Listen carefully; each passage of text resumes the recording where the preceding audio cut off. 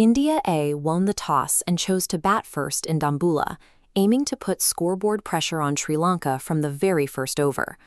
Looking out across the stadium, the Indian squad began the day with high expectations, looking to capitalize on the fresh pitch and clear skies.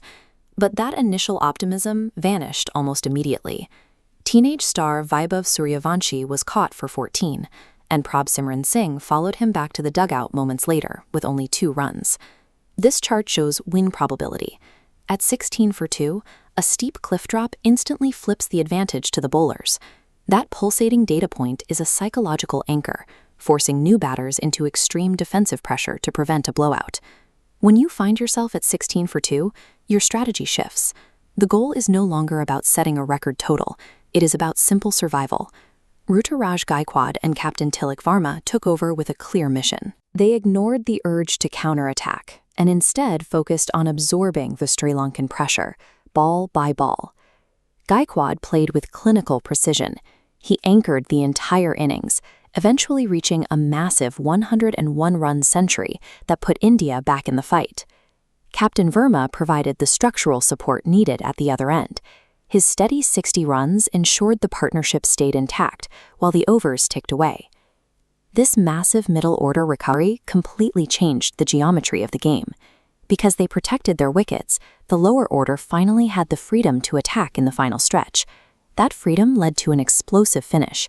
Ayush Badoni smashed 24 runs, and Suryan Shejay added an unbeaten 26, propelling India A to a formidable 277 for 6.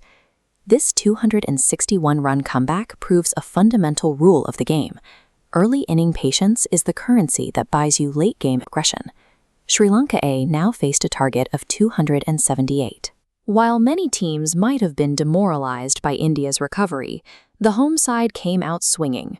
Their captain led a systematic counterattack. The batters refused to be intimidated, finding gaps in the field, keeping the run rate within reach. They successfully bypassed India's middle overs bowling plan, dragging the contest deep into the final session and placing the pressure back on the Indian fielders. Look at how the momentum shifts on this chart. As the overs run out, Sri Lanka's win probability rises steadily, turning a comfortable Indian lead into a desperate struggle. Despite India's historic recovery with the bat, Sri Lanka's persistence had reset the match. With only a few overs left, the outcome was back to being a total toss-up. We entered the death overs, those final deliveries where velocity and tension peak, and even the smallest mistake results in a loss. Anukul Roy provided the first breakthrough. His aggressive spell snatched 2 critical wickets and finally halted the Sri Lankan momentum. Ayush Badoni then capped off his performance by taking 2 wickets of his own, proving just as dangerous with the ball as he was with the bat. But the ultimate test fell to Arshad Khan. He was tasked with bowling the final, most pressurized deliveries of the entire match. Khan executed his plan perfectly. He claimed the 2 final wickets to end the chase, bowling Sri Lanka out for 269 and sealing the win.